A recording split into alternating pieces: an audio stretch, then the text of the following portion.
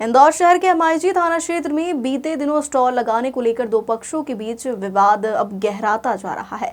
मंगलवार को हिंदू संगठन हिंदू स्वराज सेना के कार्यकर्ता और स्थानीय रहवासी बड़ी संख्या में पुलिस कमिश्नर कार्यालय पहुंचे और ज्ञापन सौंपा। हिंदू स्वराज सेना के पदाधिकारियों का आरोप है कि घटना के समय करीब 20 से 25 लोग दूसरे समुदाय से एकत्रित होकर हमला करने पहुंचे थे। पुलिस द्वारा समय रहते कोई ठोस कार्रवाई नहीं की गई, जिसके कारण स्थिति और बिगड़ गई। हिंदू स्वराज सेना के नेता अमित पांडे ने कहा कि घटना के दौरान हमारे लोगों पर हमला किया, लेकिन इसके बाद भी न ही तत्काल FIR हुई, न ही आरोपियों की गिरफ्तारी की गई, जिसके चलते उन्होंने पुलिस कमिश्नर ऑफिस पर ज्ञापन सौंपकर आरोपियों पर कार्रवाई की मांग की। वहीं घटना को लेकर अखिल भारतीय बलाई महासंघ राष्ट्रीय अध्यक्ष मनोज परमार ने भी नाराजगी जताई। ये ज्ञापन जो 11 तारीख को एक गणगौर का कार्यक्रम हुआ था स्वर्णबाग कॉलोनी में, और वहाँ पे हिंदू बस्ती है। हिंदू बस्ती में मुस्लिम युवकों द्वारा स्टॉल वगैरह, मतलब हिंदू युवकों द्वारा स्टॉल लगाए गए थे। मुस्लिम लोगों ने आके वहाँ पे महिलाओं से बदतमीजी करी, छेड़खानी करी, तो वहाँ पे तो मामला खत्म हुआ। फिर उसके बाद अभी हनुमान जन्मोत्सव वाले दिन वहाँ पे कुछ मुस्लिम युवक 20 से 25 की तादाद में हथियार सहित आए और वहाँ पे उन्होंने हंगामा किया। वहाँ पे कुछ बच्चे तैयारी कर रहे थे मंदिर की, तो उनको उन्होंने हमला किया। बीच बचाव में जब वो बच्चा आए तो उनको भी आपस में हाथापाई हुई और उनको भी लगी। इसमें पुलिस ने एक पक्षी कार्रवाई करी।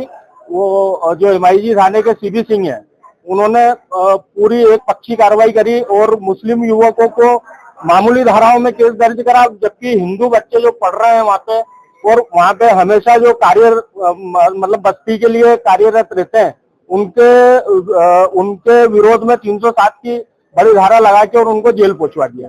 वो 51 और मामूली धाराओं में की गई है, जिसमें हाथों हाथ जमानत हो जाती है। बाकी 307 एक बड़ी धारा है जिसमें आदमी का जीवन बर्बाद हो सकता है। तो जब आप कोई किसी के ऊपर आप हमला करने आ रहे हो और वो कोई बीच बचाव कर रहा है, उसमें कहीं लग रही है किसी को। मुख्य कारण ये था कि वहाँ पे ये लोग MD ड्रग्स और ये इसका सब धंधा करते हैं, अवैध धंधे करते हैं। इरफान पंचर और वो फैजान करके और इमरान, ये लोग बहुत दमदारी से वहाँ पे MD ड्रग्स का और इसका काम करते हैं। और लाहौजियाद में पूर्व में भी ये इरफान पंचर पकड़ाया है और इसने रेप का केस भी लगा हुआ है इस पे। पुलिस कर्मियों में एक वैमनस्यकारी महिला पुलिसकर्मी थी जिसकी निशाचर प्रवृत्ति थी। उसके कारण शर्मसार हुए तो है, उन्होंने अपनी गलती भी स्वीकार करी है। उन्होंने हमें धक्के देकर बाहर निकालने की बात करी। हम संवैधानिक रूप से यहाँ आंदोलन कर रहे थे, हमारी अपनी बात कहने आए थे। ये कोई पाकिस्तान, अफगानिस्तान, कराची या बांग्लादेश नहीं है, हिंदुस्तान है। और हिंदुस्तान का मध्य प्रदेश है और मध्य प्रदेश का इंदौर शहर है, जहाँ पर सामंजस्य और समन्वय की बात चलती है, जहाँ पर हिंदुत्व और सनातन की बात चलती है, जहाँ पर दलितों की रक्षा और सुरक्षा की बात चलती है। आज दलित अपने आप को असहाय महसूस कर रहा है। स्वर्णबाग में रहने वाला हमारा बलाई समाज गणगौर निकालने गया तो मुस्लिमों ने तकलीफ दी, हनुमान जयंती मनाने गए तो मुस्लिम आक्रांताओं ने तकलीफ दी, और तो और कल बाबा साहब की अम्बेडकर जयंती मनाने गए तो वहाँ के जो मुस्लिम जिहादी कट्टरपंथी गुंडे थे उन्होंने मारपीट करी, चाकूबाजी करी, जिसके वीडियो है, जिसमें ये इरफान पंचर है, अरबाज है, सेजान है, फैजान है, समीर खान है, ऐसे ये जिहादी गुंडों के द्वारा लगातार स्वर्णबाग में आतंक फैलाया जा रहा है। वहाँ पर कोई कुआ या चौक है जहाँ पर बैठकर ये लोग नशा करते हैं और नशा बेचते हैं। MD ड्रग्स को बेचा जाता है और चरस और गांजा सप्लाई किया जाता है। कहीं ना कहीं इस मामले में पुलिस की कोई बंदी होगी। इस कारण कल के झगड़े में एक तरफा कार्रवाई हुई, जिहादी मुस्लिम गुंडों पर 151 की कार्रवाई हुई और हमारे जो बेचारे दलित है, जो बीच बचाव कर रहे थे, जो पढ़ने लिखने वाले छात्र थे, उन पर 307 की कार्रवाई हो गई। 307 का मतलब होता है प्राण घातक हमला। यदि किसी पर 307 हुई है तो वो हॉस्पिटल में भर्ती होना चाहिए था। वो और उसके साथी गुंडे आज भी स्वर्णबाग में हमारे दलित परिवारों को धमका रहे, चमका रहे।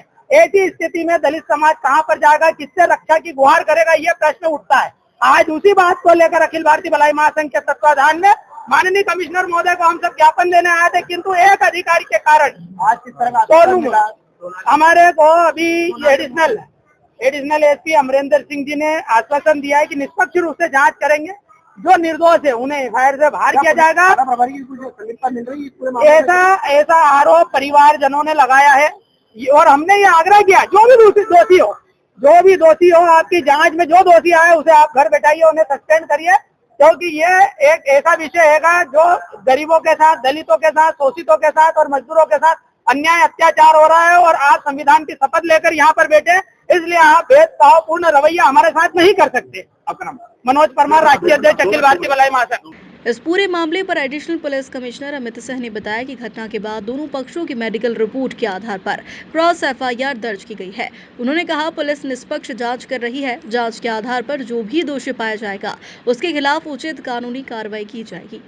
देखिए, ये क्रॉस एफआईआर है। इसपे मुस्लिम पक्ष को चाकूबाजी की गई उनके साथ, और जो मेडिकल रिपोर्ट है उसके आधार पर एफआईआर दर्ज की गई है।